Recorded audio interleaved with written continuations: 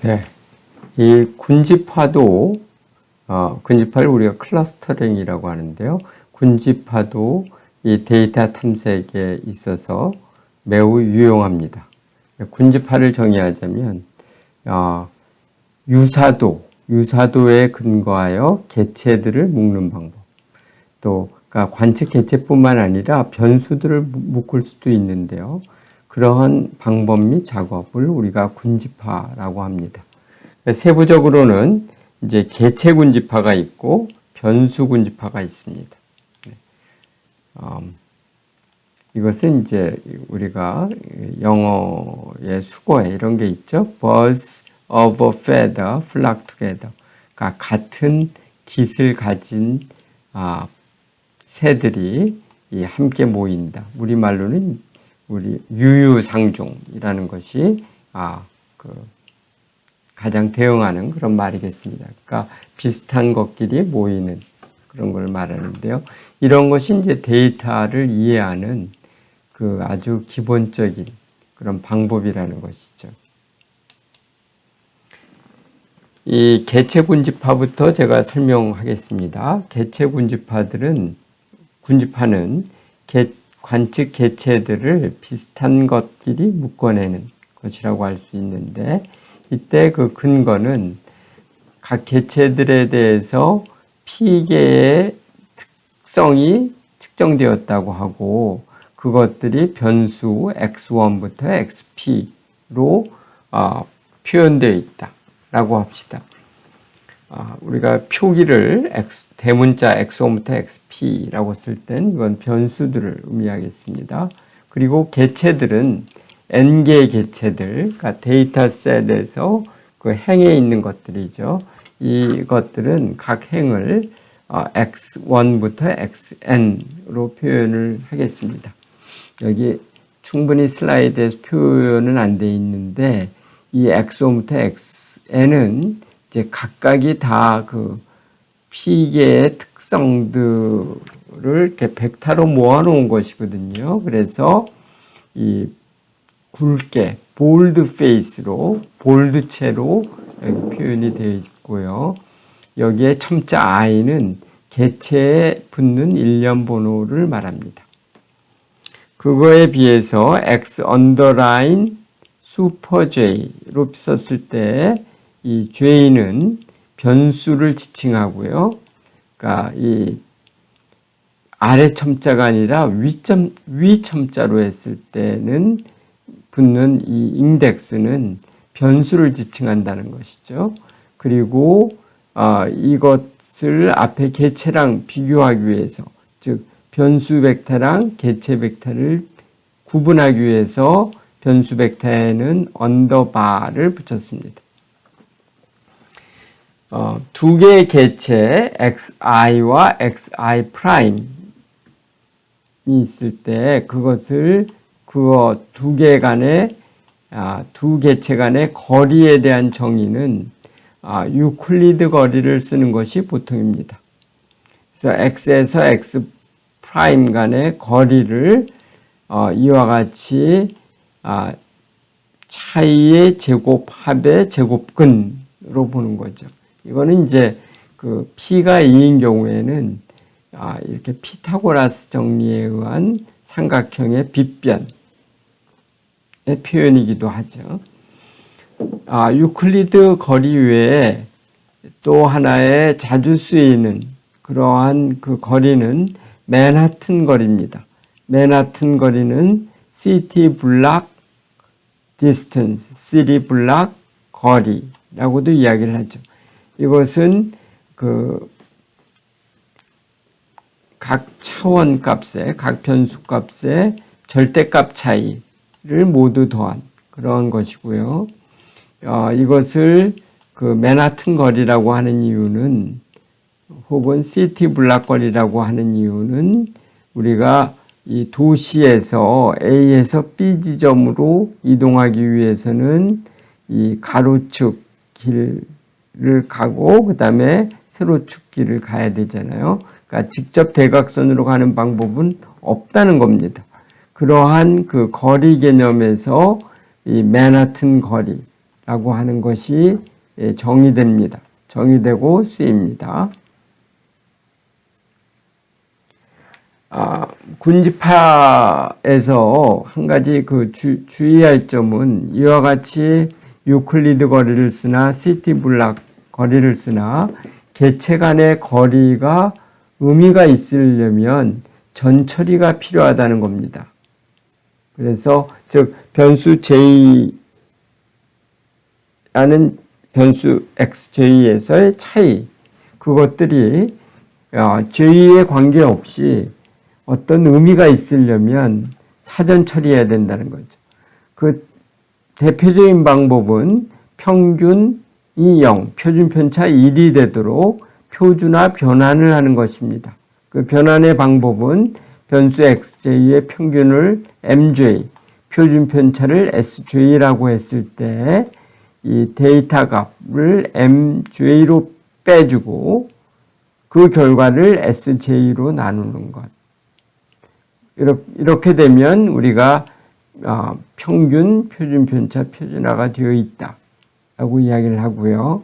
이러한 변화를 통해서 결과적으로는 모든 변수가 평균이 0이 되고 표준 편차가 1이 됩니다. 그래서 P의 변수가 다 이제 마찬가지 동일한 공통의 척도 위에 표현이 되는 거죠.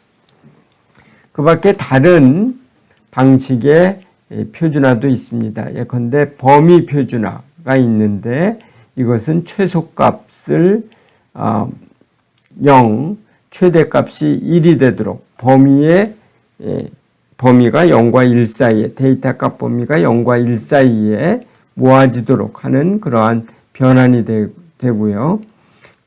그리고 사분위수 표준화라고 해서 다른 정의도 가능합니다.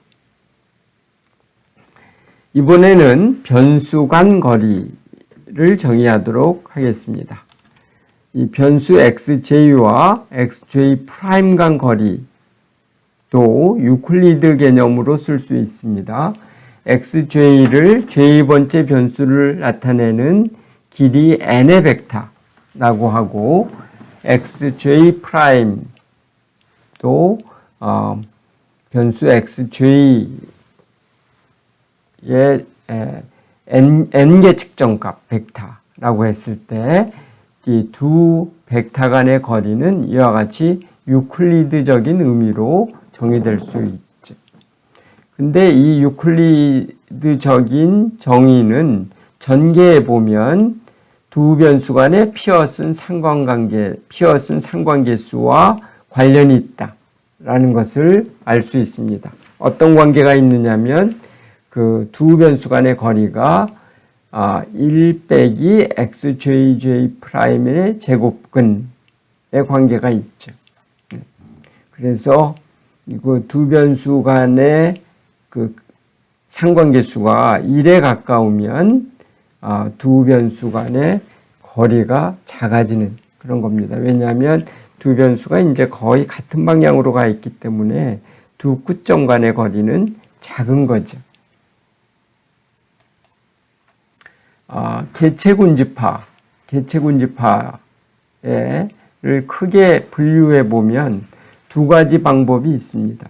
하나는 위계적 군집화, 또 하나는 비위계적 군집화인데요. 네. 위계적 군집화냐, 비위계적인 군집화냐라는 겁니다. 위계적 군집화에서는 한번 묶이면 다시 흩어지지 않는다. 그런 특성이 있죠. 또 한 번 분리되면 재결합은 없다. 그래서 이러한 바로 특성 때문에 하이라키컬 클러스터링은 이 나무형의 구조를 갖습니다. 그래서 한 번 묶이면 다시 흩어지지 않습니다. 예컨대 여기 가장 왼쪽에 두 개의 개체들이 아주 처음에 묶이는데 한 번 묶이면 다시는 흩어지지 않습니다. 그런 것이 이제 하이라키컬 클러스터링의 큰 장점이죠. 이거에 비해서 non-hierarchical clustering이 있는데요. 이 방법에서는 한번 묶였어도 나중에는 분리될 수 있습니다. 또 한번 분리되어도 필요하면 다시 묶입니다. 이런 것이 non-hierarchical clustering인데 이 방법의 한 가지 방법인 K평균 군집화가 요즘 데이터 마이닝 이 분야에서 대표적인 그러한 방법입니다. K평균 군집화는 어떤 방법이냐면 N개 개체들을 K개 그룹으로 묶어내는 개체 군집화 방법으로 계산 효율성이 상당히 좋다. 그런 특성이 있습니다. 네. 어떤 알고리즘을 쓰느냐면 첫 번째는 N개 개체에서 K개의 개체를 비중복 추출해서 각각을 그룹의 초기 중심으로 합니다. 그 다음에는 모든 개체에 대해서 가장 가까운 그룹 중심을 찾아 그 그룹에 소속시키는 방법을 쓰죠. 그래서 어느 것과 가장 가까운가 기존의 중심을 찾아가는 그런 방법을 쓰고요. 이러한 것이 끝나면 모든 그룹에 대해서 소속 개체들의 평균을 구하고 그것을 그룹의 중심점으로 쓰는 거죠.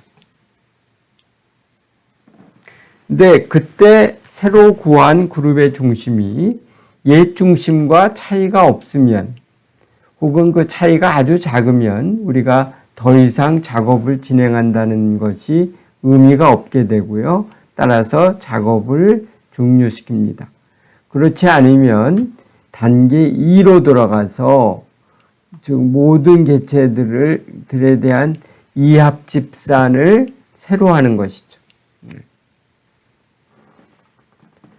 이 알고리즘의 목표는 XI라는 I번째 관측과 MH, H번째의 그룹 중심 간의 그 제곱 유클리드 거리의 합을 최소화하는 것이라고 말씀드릴 수 있습니다. 네, 여기에서 XI는 I번째 개체의 벡터이고 MH는 H번째 그룹의 중심이죠.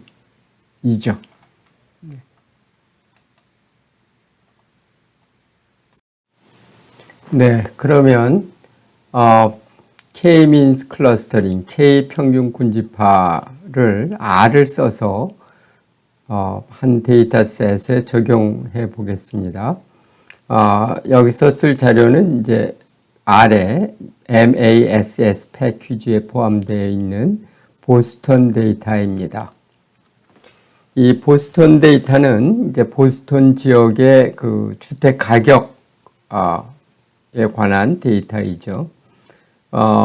여기에서 우리가 K-means 클러스터링을 할 때 주의해야 되는 점은 이 분석에 앞서서 전처리가 필요합니다. 그 전처리는 뭐냐면 그 표준화입니다. 그래서 각 변수들을 어떤 일정한 방식으로 이 표준화, 척도화를 해야 되죠. 여기 아래서는 이제 스케일이라는 함수를 쓰게 되면 평균, 표준 편차, 표준화가 적용이 됩니다. 그리고 나서 군집화를 적용하는 것이죠. 그래서 스케일이라는 함수를 쓰는데 이 분석에서는 그러니까 목표 변수에 해당하는 이 주택 가격 변수를 제외한 나머지 변수들을 가지고 클러스터링을 시행을 하겠습니다.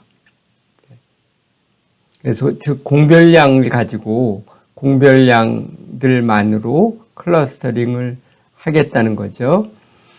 K-means라고 하는 아래 함수가 있는데 이것이 K-means 클러스터링을 시행을 합니다. 여기에서는 그 군집의 수를 4로 지정을 하겠습니다. 4인 군집의 수가 4인 K-means 클러스터링을 해보기로 하죠. 네. 클러스터링을 하면 그때 그 생성되는 출력물에는 이와 같이 다양한 것들이 있게 되는데 이 중에 중요한 것이 클러스터라고 하는 첫 번째 이 변수입니다. 이것이 클러스터 분류된 군집 번호, 개체별로 군집 번호를 달고 나옵니다. 보시죠. 그래서 이 클러스터라는 이 군집 번호에 대한 빈도표를 작성해 보면 이와 같이 1, 2, 3, 4 군집이 4개가 형성이 되어 있고요. 당연하죠. 군집이 수를 4수로 지정을 했기 때문에 그런 거죠. 여기에 보면 군집별로 크기가 각각 다른 것을 볼 수 있습니다. 첫 번째 군집은 90개 개체, 두 번째 군집은 41개 개체. 이런 식으로 크기에서 차이가 나죠. 가장 크기가 큰 군집은 이 경우엔 군집이 4번 군집입니다. 그런데 이 K-means라고 하는 이 함수는 이 초기의 그 중심화 과정에서 초기화 과정에서 임의성이 존재하기 때문에 여러분들이 시행을 하면 다른 결과가 나올 수 있습니다. 즉, 이 클러스터 레이블은 그 정해진 게 아니라, 그러니까 제한적인 것이 아니라 그때그때 바뀔 수 있다는 이야기입니다. 그리고 이때 형성된 이런 군집의 성격을 파악하려면 그거의 중심점, 이 centers라는 변수가 그것을 갖고 있는데요. 이 군집의 중심점의 값들을 출력해보고 각각 어떠한 성격의 각 군집의 성격이 무엇인가 라고 하는 것을 규정을 하게 됩니다. 예컨대 이 지금 크리미널 레이트, 범죄율이라는 변수를 보면 이 마이너스인 게 군집 1과 군집 4입니다. 즉 군집 1과 군집 4는 범죄율에 있어서 작은 편이죠. 그러니까 비교적 안전한 지역이고요. 군집 2는 플러스로 큰 값을 갖고 있죠. 이것은 그 범죄율이 상당히 높은 지역이다 라고 하는 것을 말해주고 있죠. 또 distance라고 하는 DIS라는 그 변수를 보면 이것은 이제 그 도시의 중심으로부터의 거리거든요. 이것을 보면 군집 1의 경우에는 플러스 1.46으로 다른 군집에 비하면 굉장히 값이 크죠. 이것은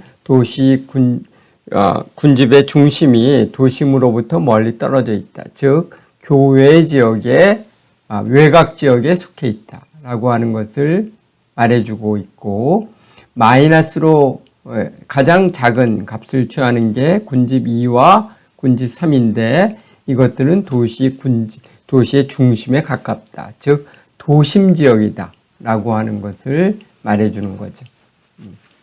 이런 식으로 각 군집에 대한 성격을 파악할 필요가 있습니다. 다음으로는 이 군집화 과정에서 포함되어 있지 않던 변수가 하나 있었죠. MEDV라고 하는 이 주택 가격에 관한 데이터인데 이 주택 가격을 외적인 기준으로 해서, 즉 타겟으로 해서 군집별로 어떠한 차이가 있나라고 하는 것을 살펴보도록 하겠습니다. 이 MEDV라는 변수는 수치형 변수이고요. 그다음에 클러스터라고 하는 이것은 이제 군집 번호죠. 1, 2, 3, 4 이런 범주입니다. 따라서 박스 플랫 상자 그림을 통해서 보는 것이 가장 자연스러운 방법이 될 겁니다. 그래서 살펴보면 군집 2와 군집 3의 경우에 이 가격대가 낮다. 그런 특징이 있고요. 그거에 비해서 군집 1과 군집 4는 비교적 상대적으로는 가격이 좀 높다. 이런 것들을 우리가 볼 수 있습니다. 다음으로는 변수 군집화를 다루겠습니다. 지금까지는 이제 우리가 개체 군집화를 다루었는데요. 이제 변수들이 많이 있으면 그 비슷비슷한 변수들이 있게 마련입니다. 그래서 변수들이 어떤 변수들이 서로 유사한가라고 하는 것을 살펴보는 것도 의미가 있고요. 그런 것들은 이제 한 개의 그룹으로, 변수 그룹으로 묶여질 수 있는데, 그런 변수 그룹을 우리가 latent factor, 잠재 요인이다, 이렇게 말할 수 있습니다. 그래서 P개의 변수들을 K개의 잠재 요인으로 묶어내는 것이 변수 군집화라고 말할 수가 있죠. 예컨대 이런 겁니다. 고등학교 과목들에 굉장히 여러 가지가 있는데, 우리가 그 중에서 가령 물리, 화학, 생물, 지구과학, 이런 것들이 이제 과학이라는 범주로 묶여질 수 있거든요. 이런 것이 바로 이 과학이라고 하는 것이 한 개의 latent factor라고 말씀드릴 수 있습니다. 변수 군집화를 위한 K평균 알고리즘은 이런 겁니다. N개 개체 P개 변수의 표준화 자료, 우리가 이미 앞에서 그런 작업도 했는데요. 이것을 바꾸어서 개체를 변수로 인식시키고 변수를 개체로 인식시키면 바로 P개 개체의 N개 변수의 데이터로 생각될 수 있는데, 간주될 수 있는데, 여기에 K평균 군집화를 시행을 합니다. 그러면 이 P개 개체라는 게 실제로는 변수죠. P개 변수가 K개 군집으로 묶여집니다. 그래서 어떤 변수들이 서로 유사하고 중복성이 강한가라고 하는 것을 우리가 알 수 있게 되는 것이죠. 이 매스 패키지의 보스턴 데이터에 이것을 적용해 보기로 하겠습니다. 이 앞에서와 마찬가지로 이 14번째 변수, 이게 주택 가격 변수인데, 그것을 제외한 나머지 변수들을 표준화시켜서 새로운 데이터셋 Z보스턴이라는 걸 만들어내고요. 변수 군집화를 할 때는 이러한 표준화 데이터셋의 행과 열을 이제 바꿔야 되죠. 행과 열을 바꿔야 됩니다. 그것이 이 t라는 함수예요. 이게 t는 트랜스포즈의 약어인데요. t라는 라는 함수를 이게 함수입니다. 적용해서 새로운 데이터셋을 만들고, 이 새로 바뀐, 그러니까 행과 열이 뒤집힌 이 데이터셋에 k-means라는 함수를 적용하면 되겠습니다. 이때 변수 군집 수를 넷으로 두고 해보겠습니다. 네, 이것은 이제 왜 꼭 사냐 그런 건 아니고요. 여기에 잠정적으로 한번 적용해 보는 것이 되겠습니다. 그러니까 4뿐만 아니라 뭐 3이나 5 뭐 이런 부분의 값도 적용시켜 볼 수도 있겠죠. 그래서 나온 결과를 보면 이렇게 4개의 군집으로 묶인 것을 볼 수가 있고요. 이 중에서 이제 군집 2에 속한 것을 보면 이 범죄율에 속한 크림이라는 변수가 있고, 또 RAD라는 변수가 있고, 텍스라는 변수가 있고, PT 레이쇼라는 변수가 있다. 이런 것들은 이제 한 개의 군집으로 묶여진다. 그러면 이게 어떤 것이냐? 이 각각 변수에 대한 이제 설명을 읽어보고 우리가 어떤 이게 뭘로 묶어질까 이런 것들을 이제 살펴봐야 되는데, 이것은 주로 이제 범죄율과 관련된, 즉 지역의 안정성과 관련된 그 변수다라고 말할 수 있습니다. 네, 이런 그 변수 군집에 이런 이름 붙이기, 이건 굉장히 중요하고요. 인사이트가 적용되는 그런 영역입니다.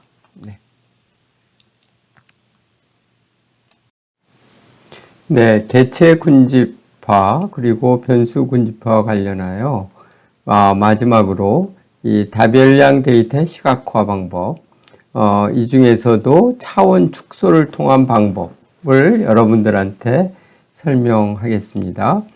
우리가 그 N차원의 데이터는 있는 그대로를 볼 수가 없습니다. 이건 뭐냐면, 이게 요 N은 개체 수이죠. 즉, 우리가 어떤 답일량 데이터가 있을 때 N개 행과 P개 변수인데요. 이때 각 변수들은 이제 길이 N의 벡터로 되어 있고요.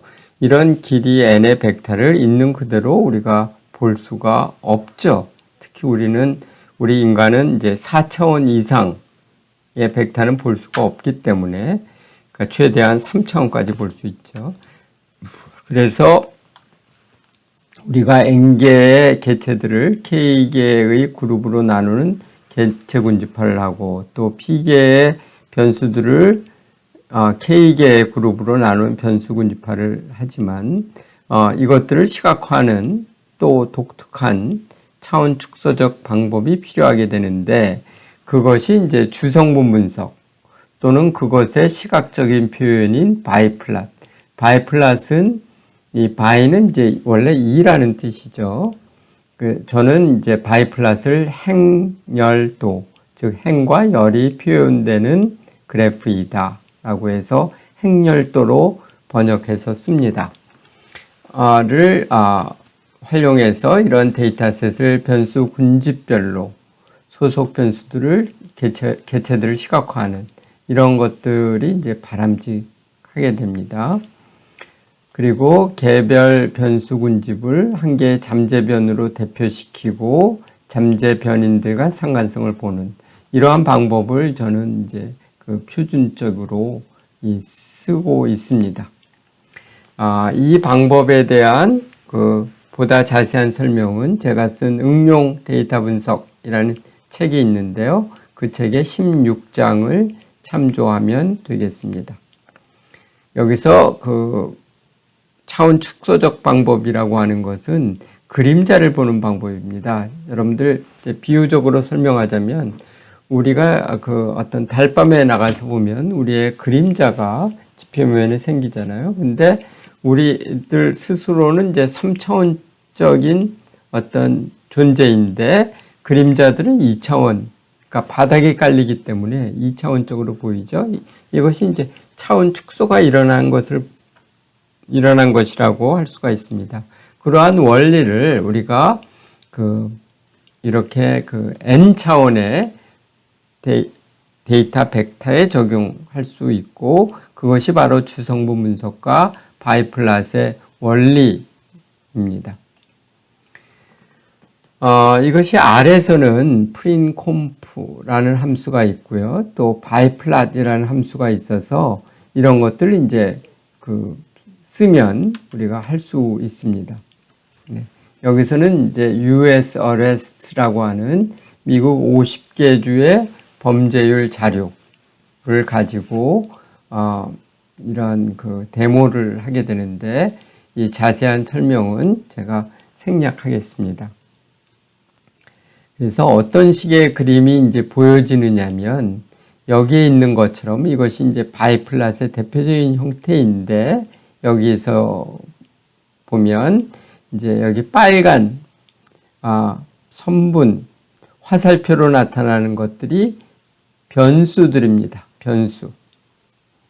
그리고 여기에 까만 레이블이 붙어 있는 점들이 개체 점들인데, 이러한 개체 점들이 이 빨간 화살선, 이게 이제 방향을 뜻하는 것이기 때문에 이러한 공간에서 어떤 의미가 있나, 이런 것들을 이제 보여주는 것이죠. 네, 이것은 제가 세부적인 설명을 하기에는 시간이 너무 짧습니다. 그리고 여러분들 지나치게 복잡하게 할 가능성이 있어서 여기서는 설명을 생략하겠습니다. 관심이 있는 독자는, 혹은 관심이 있는 이 오디언스 중에 관심이 있으신 분은 참고 문헌을 보시기 바랍니다. 보스턴 데이터에 적용을 해보면 이런 식의 그림이 나옵니다. 이런 식의 그림이 나옵니다. 그래서 이제 군집 보스턴 데이터에서 우리가 변수 군집을 4개로 잡았었죠. 그래서 변수 군집 1에 대해서 적용을 한 것이 이제 이러한 그래프인데요. 이 변수 군집 1의 경우에 이와 같이 이 오른쪽 그림에서는 개체 군집에 따라서 이 다른 색깔을 찍었습니다. 그래서 4개의 개체 군집들이 어떻게 분리되는가 이런 걸 볼 수 있고, 그 변수의 방향성은 이 왼쪽 그림에 나타나 있습니다. 네. 이런 식으로 군집 1, 군집 2, 군집 3, 군집 4에 대해서 할 수가 있고요. 그런 것들이 이 최종적인 데이터 시각화입니다. 그것을 하는 과정이 여기에 그 스크립트에 나와 있고요.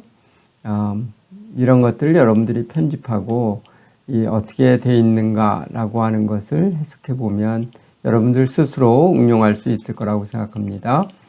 네, 최종적으로 마무리를 하겠습니다. 지금 요 맨 마지막 그 섹션에서는 군집화를 토픽으로 했습니다. 군집화는 개체 군집화가 있고 변수 군집화가 있습니다. 흔히 보통 군집화하면 개체 군집화를 말합니다. 이 개체 군집화는 그 유닛 개체들을 그 K개 혹은 N 차원의 P 차원 개체들을 N개의 개체들을 보다 작은 수인 M개의 군집으로 묶어내는 것을 말합니다. 네.